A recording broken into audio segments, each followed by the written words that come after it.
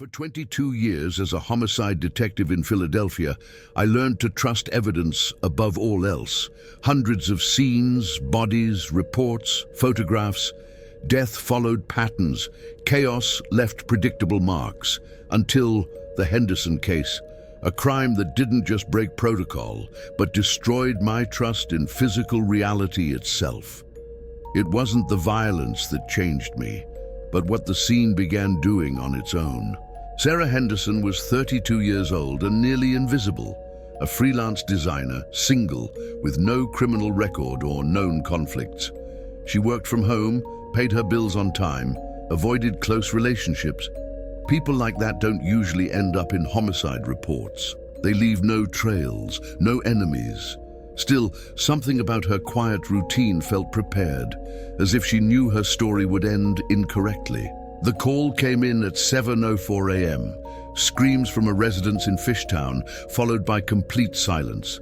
When I arrived, officers had already secured the perimeter. No forced entry, no urgency. The house felt too calm. I climbed the stairs carefully, with that rare intuition that doesn't warn of danger, but of wrongness, the kind that precedes scenes that refuse to behave properly. Sarah lay dead in the center of the bedroom floor on her back. 7 stab wounds to the torso, blood pooled beneath her. But everything around her was perfect. The bed made with hospital precision, tables aligned, objects centered, clothes folded. It was as if violence had been permitted only on the body, not the space. That order was not normal. It was deliberate. The blood contradicted logic.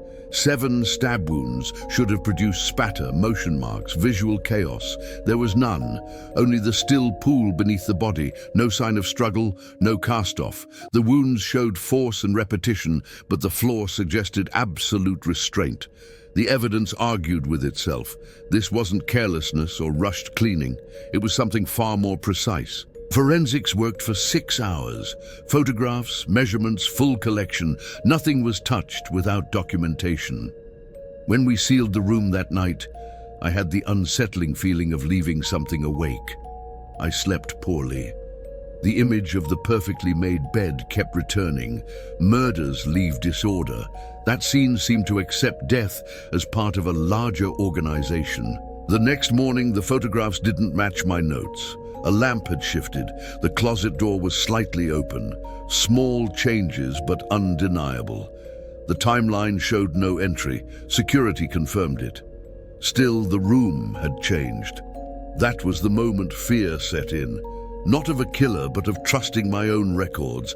Evidence should not behave like that. By the second night, the scene degraded. The bed appeared unmade, drag marks cut through blood that had already dried. Bare footprints crossed the floor. The size matched the victim's feet. Dead feet. None of this existed before. The house remained sealed. Officers saw no one. I realized then we weren't dealing with intrusion. We were dealing with transformation. On the 3rd day, the bedroom was destroyed. Broken furniture, walls covered with bloody handprints made from old blood. Hundreds of them, all matching Sarah Henderson. No forced entry, no sounds reported. The officers passed polygraphs. They were telling the truth. Something had been there, something that didn't need to enter, and it left marks that defied forensic explanation. We installed cameras inside the bedroom, 4 angles, infrared, continuous monitoring. At 2:21 a.m., the footage captured the impossible. Blood began to retract. Furniture rebuilt itself. The bed remade itself, inch by inch. No person appeared. Within minutes, the room returned to its original state from the first day. Perfect, untouched, as if correcting a mistake. I returned to the house before dawn. The crime scene tape was intact, uncut. Officers confirmed no one had gone upstairs. Inside the bedroom, everything was restored. Bed made, furniture aligned, blood only where it had originally been. Centered on the pillow was a knife, cleanly placed. The blade matched the wounds. The blood was Sarah's. This was not negligence. It was delivery. The knife revealed the most disturbing detail, clear fingerprints belonging only to the victim, no others. The wound angles ruled out suicide. The force required made it impossible. Yet the weapon accused Sarah of her own murder. The knife appeared after 3 full forensic processings. It had been placed to be found, like a final statement or a late correction. Independent experts analyzed the video footage, specialists in tampering, compression, frame insertion. No manipulation detected. 4 cameras, 4 identical files. The room reorganized itself without cuts.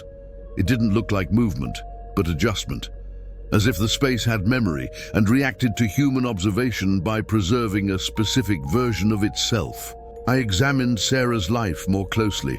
Frequent address changes, informal neighbor complaints about nighttime noises, objects out of place, lights turning on by themselves, nothing officially reported, just scattered accounts, a silent pattern of escape, like someone learning not to attract attention while trying to outrun something persistent, something unseen. A former colleague described Sarah as obsessed with symmetry. She photographed rooms before sleeping, logged sounds, repaired broken objects with ritual patience, collected restoration videos. She always spoke about returning things to right. It wasn't decoration, it was necessity, as if disorder carried consequences she understood too well. On her computer was a folder labeled Night Shift. Photos of the bedroom taken between 2 and 3 a.m., tiny variations marked with arrows, audio files of breathing and wood creaking. In one, a voice whispers Sarah's name, distant and steady. The timestamps match the police camera events exactly. She was monitoring her own bedroom like an active crime scene. The metadata showed regular intervals, nothing random. She observed in cycles, as if the room reacted to absence. Neighbors reported rhythmic knocking. One saw Sarah standing motionless at her window at 3 a.m. Another heard 2 voices in the room. All described the same feeling, duplication, and a silence that seemed alert, waiting to be noticed. The property's history confirmed the pattern. 2 previous tenants left abruptly. Both reported subtle object shifts during the night. No violence, no crimes, just millimeters of movement, like practice, like patience.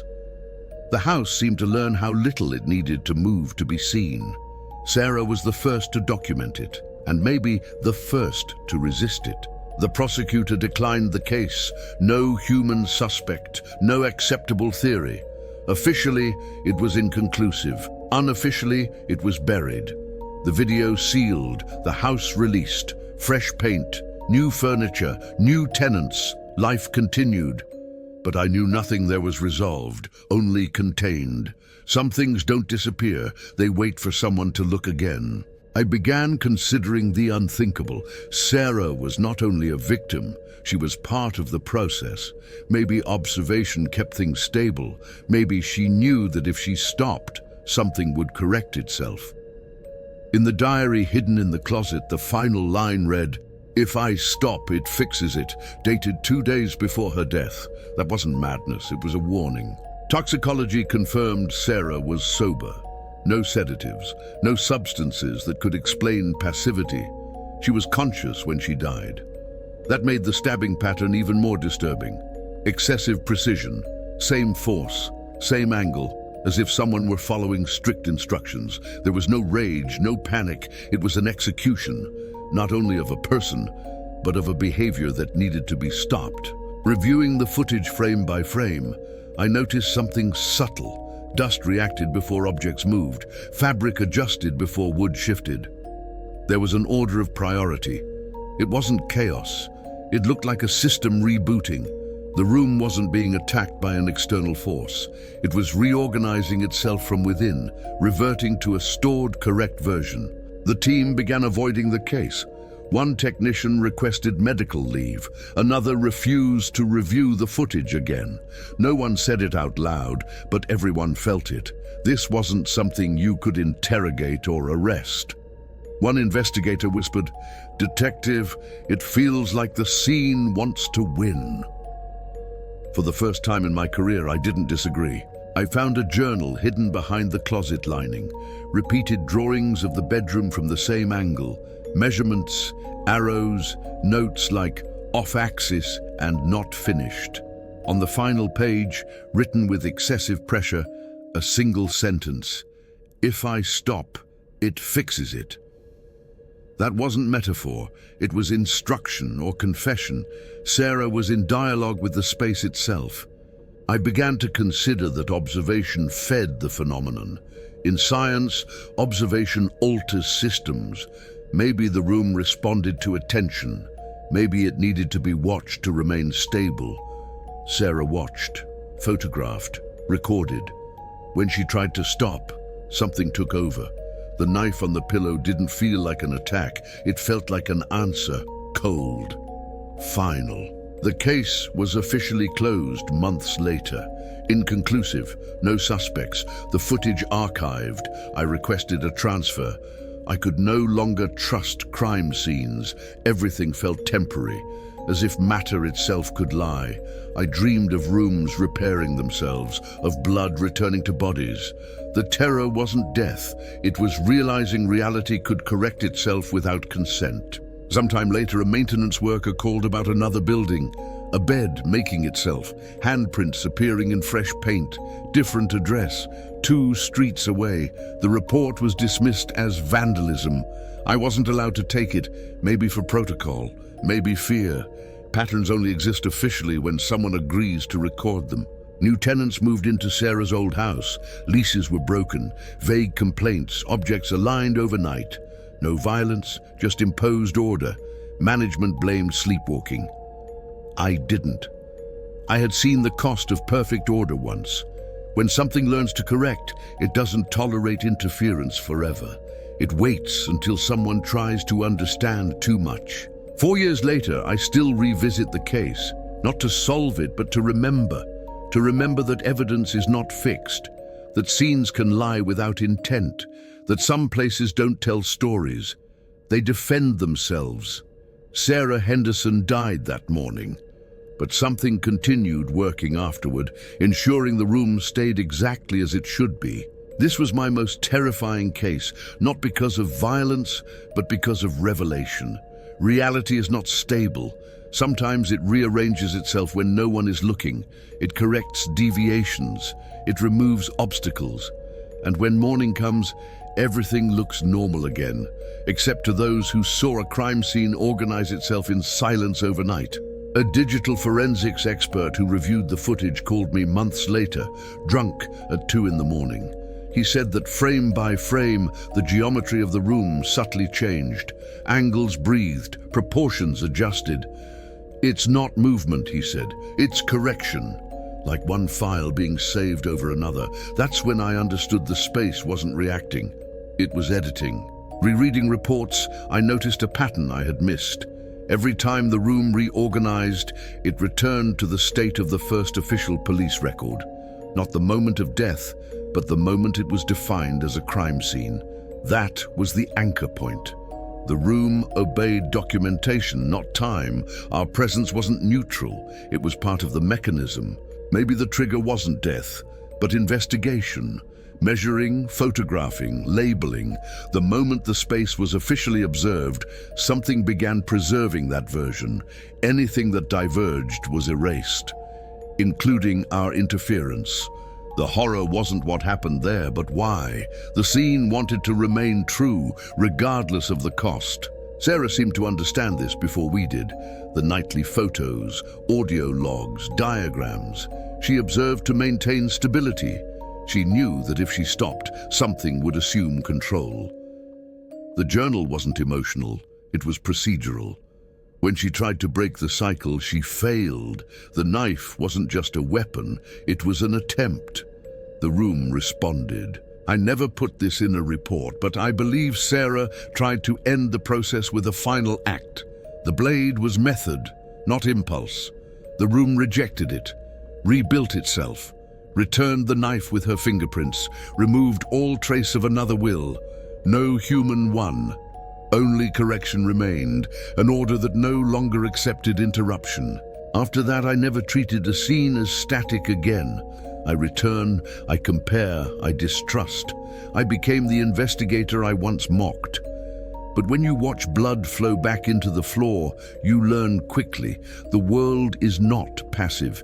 It responds, and sometimes it responds better than we do, with cold precision and no explanation. The Frankfurt Avenue house had new tenants. 2 leases ended within a year. One woke to a perfectly made bed, another found objects aligned after a night of drinking. No injuries, no deaths. The order seemed satisfied, as if it had learned restraint.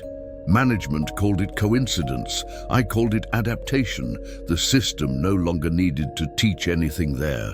The video still exists, archived, officially unusable. No jury would accept furniture moving on its own, but it's real. 4 cameras, multiple backups. I know because I watch it when I need to remember why I left the police. It wasn't fear of death. It was understanding that not everything wants to be solved. If someone asks what killed Sarah Henderson, I don't say who, I say the process, the attempt to maintain a perfect configuration. Some scenes don't tell stories, they defend themselves. When disturbed too much, they adjust the world around them. Not with anger, but with method. Sarah intervened, the scene responded, and continued. This was my most terrifying case because it destroyed my final certainty that reality is stable. Sometimes it rearranges itself when no one is watching. It corrects errors, it removes obstacles, and when daylight comes, everything looks normal again, except to those who watched a crime scene organize itself silently during the night. If this story disturbed you, it's because it was never meant to comfort. Subscribe for more documented cases where reality breaks procedure. Leave a comment if you believe crime scenes remember more than we think. And ask yourself one thing tonight. If evidence can rearrange itself, what else have we been trusting blindly?